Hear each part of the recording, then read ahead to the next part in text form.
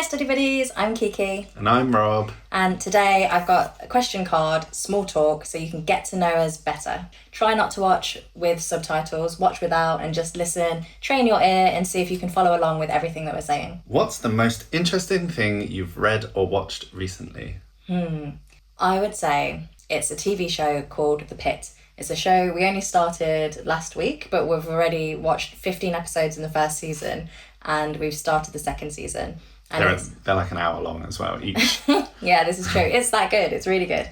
But it's about a emergency room in a hospital.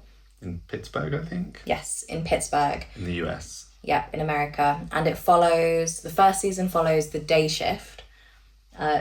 Not the whole 24 hours, but each episode is an hour of their day. It was just really interesting, wasn't it? To see like real life. It was very gritty. It felt like every patient that came in could be like an actual real patient rather than like what I don't like about sometimes hospital dramas is the tropes and the... I love the tropes. Give me Grey's Anatomy, give me romance and drama. But I do really like The Pit. Yeah, I feel like those types of shows are like drama for drama's sake and too much in terms of relationships and cheating and... I love it. Main characters dying in crazy ways. Yeah. This just felt like really grounded and really gritty and really like lifelike. Yeah, and we like to try and think, oh, what's going to happen next? But it's really hard to predict in The Pit because, like you said, every storyline that's going on is based on something that's probably actually happened, and you can't predict what happens in real life, especially in the emergency room. But it's tense, but not too tense. And there's lots of characters that I like. There's already in the first season, there's been lots of character progression, which has been really good. Yeah, super interesting. Yeah, but how about you? What's the most interesting thing you've read or watched recently?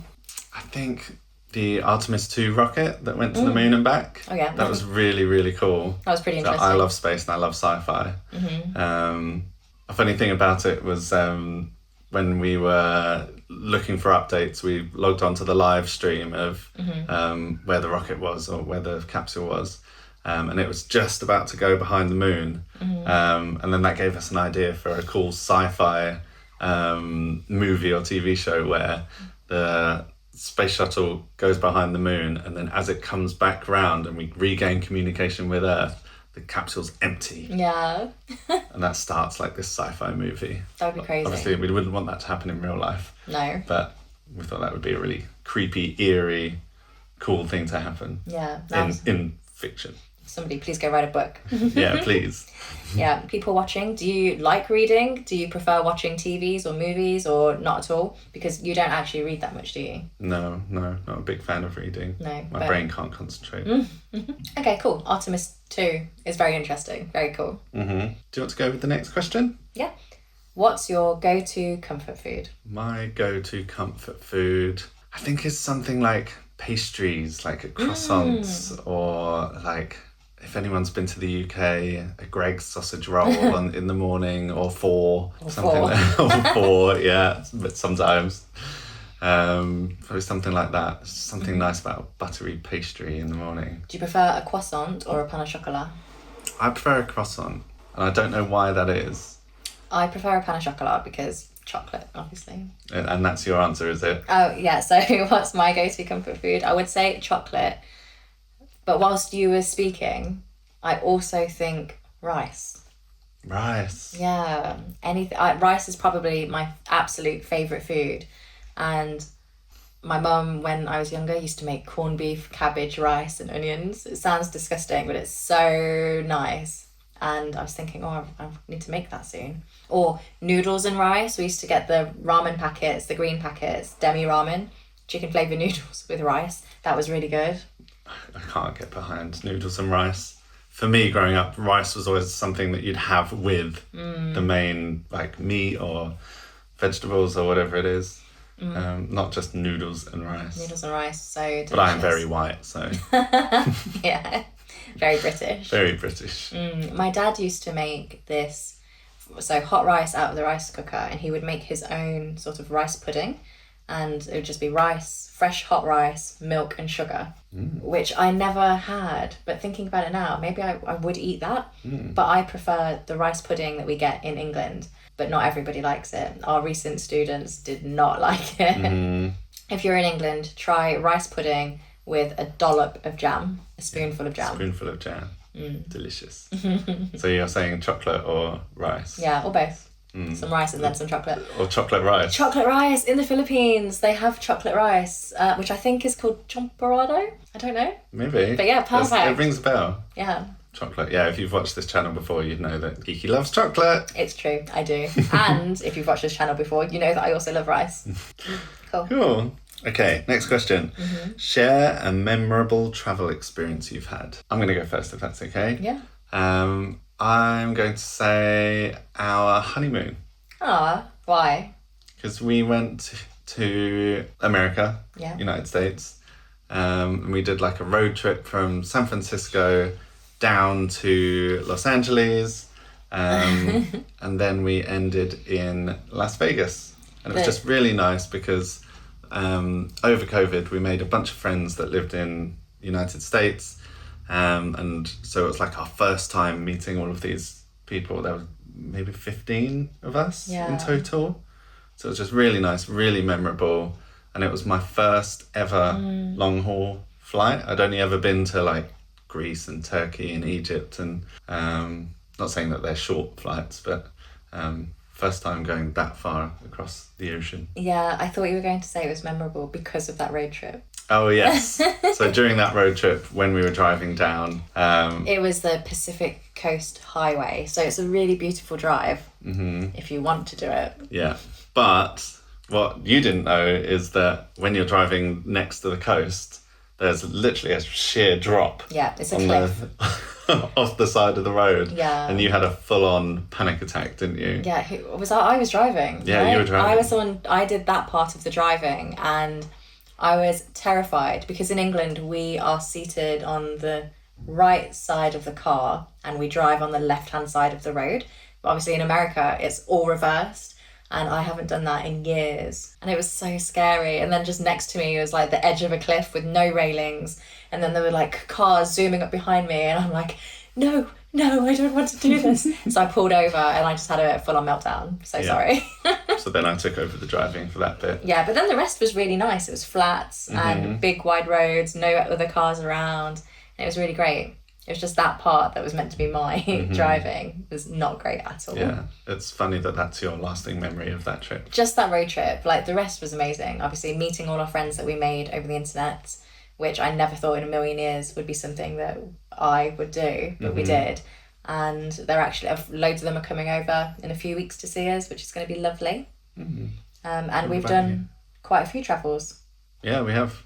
Yeah, we got a travel buddy. Then we go to a lot of places. We went to Canada with him, went to Japan with him. And another girl from America as well. She came to Japan. We've been to New York with a group of them. Yeah. They're all coming here. We're going to be seeing another one of them in Singapore. Yeah. We've made some really, really good friends over the internet. Yeah. Okay. What's your memorable travel experience? I think I have two, if I can share them both. Of course. The first one I would say is when we went to Italy together. Our first trip. Our first trip, yes. And I've never been so hot in my life as that trip. And we'd only been together maybe couple of months. Yeah, a couple of months. We'd gone to Italy. We went to Florence and Pisa. In July. And I think we were in Florence and we walked up these steps. And obviously it's our first couple of months together. I'm trying to be all like cool, collected. I was just dripping with sweat and I had this, you had a fan and I was like, please let me have this fan. Yeah, and we were walking up and every time I looked at you, you were like, don't look at me. Don't look at me, I was so hot. I remember that just because even though I was an absolute mess, you were still amazing about it and super lovely, so thank you. That's why I'm married, yeah? Not the only reason. No, of course not, so many reasons. But I was so self-conscious on that trip and it didn't matter, so thank you. And then the second one, I had been to Los Angeles, America by myself for a course over the summer and I was flying home. I did a stopover in Vancouver airport, and it was only like a 2-hour stopover. But the Vancouver airport was so beautiful. There were like totem poles, a waterfall, the food was really good there, everyone was super nice. It was the biggest, cleanest airport I'd seen at that point, and it made me want to go back to Vancouver to see what the rest of the city was like, because I thought if they cared about their airport this much, the city must be amazing. And then the following year I went back to Vancouver and did some solo traveling around, met some amazing people from Australia, and had like such a memorable trip. So that first time just doing a layover in Vancouver airport was awesome. But also the trip that I'd gone on, because like the trip I'd gone on to LA before the layover was also life-changing, because I did this course in Hollywood and it was amazing. And again, I met some friends from France and Portugal that I became really, really close to. So overall, a life-changing trip. I recommend Vancouver Airport if you're ever in the area. And let us know in the comments if you've had any amazing, memorable travel experiences. Yeah, please do. Okay, next question. Do you have a favourite hobby or pastime? Yes, so many. So I am a racket sports player, tennis, squash, badminton. I grew up playing tennis. I was scouted in primary school, and then I played tennis for years and years and years. And I loved playing tennis. I don't play as much anymore.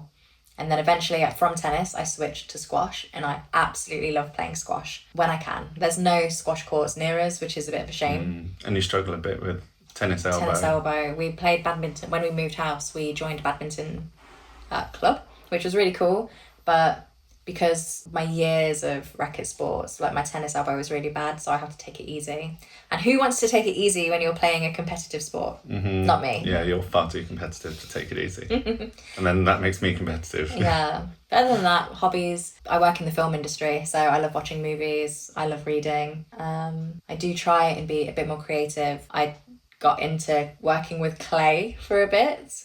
I made some worry stones, which was super cute. And I write in my spare time as well. I'm trying to write a book. So yes, those are my hobbies and interests. How about you? My main hobby, I think, is music. So I play a few instruments, drums, guitar, bass, ukulele, piano. And over COVID, I started making my own music, which was interesting. It was a good challenge for me to do during COVID. Gave me something to do as well. Yeah. And you're really, really good at it. Thank you. I was in a band for years and years and years. We played all over London, but never made it. So we had to give that up. So yeah, I'd say music is my main hobby. But then I also grew up windsurfing. If you've ever heard of windsurfing, it's just like surfing, but you have a sail on the board. So I did that from about age 10. We used to go on holidays where we could belong to a sailing club. I became a windsurfing instructor when I was 16, but more recently there's just not enough time in the day. And living in England, the weather is never good. No, and the water is always cold. The water is cold. There's raw sewage in the sea. It's just not very inviting, putting on a wetsuit and worrying for your life. No. But I much prefer windsurfing in the Mediterranean or somewhere like that with nice blue, clear water and sun, and I don't have to wear a wetsuit. I think those are my main two hobbies. Okay, cool. Okay, last question. What's a movie or book you could watch or read repeatedly? I have two. I'll go first. I'm just going to jump straight in. Yeah, I need to think about it. My first one, The Martian. The book, well, both the book and the film. The book is by Andy Weir and the movie stars Matt Damon. It's, if you've not seen it, it's about a crew of astronauts are checking out Mars. Something happens and one of the astronauts is left on Mars and he has to survive until he can get rescued. And it is so good. There's like science, there's a bit of drama, but there's a lot of comedy and it's really, really good. And it just makes you feel good as well. But it's a really well done, interesting film and book. And it seems plausible as well. It seems like a plausible future that this could happen. And I really like that film as well. Yeah, and then my other one that I could watch repeatedly is Avengers Endgame. It's so good. I've seen that so many times. I watch it multiple times a year. I absolutely love it. Oh, it's so good. Are there any other Marvel lovers in the chat? If there are, please let me know. I love Avengers Endgame. And that's it. You can't get better than that. Are you going to try and top that? This is a contentious one because every time I bring this film up, everyone's like, really? You know what I'm going to say immediately. I do. The film that I could watch over and over again is Point Break from the 90s, starring Keanu Reeves and Patrick Swayze. Not the new one. No, not the new one. The new one doesn't exist, in my mind. And they are surfers and bank robbers. And Keanu Reeves' character has to try and infiltrate the surfers because he works for, I think, the FBI. So he has to try and infiltrate the surfers. But then he ends up like falling in love with the whole premise of surfing and finding the perfect wave. Maybe that's just because I'm a windsurfer, but that's one that I can definitely watch over and over and over again. Nice. And then another one, different style of or genre of movie is Austin Powers. Any of the Austin Powers films are so funny to me. I used to watch them on repeat when I was growing up. So I think I can quote every single joke of that movie. Nice. What are some of your favourite movies or TV shows or books? Yeah, let us know. In the comments. Well, I hope you enjoyed getting to know us a bit better. Could you follow along with what we were saying? Did you understand? Are there any words that you didn't know? Thank you so much for watching, and we will see you in the next one. Bye. Bye.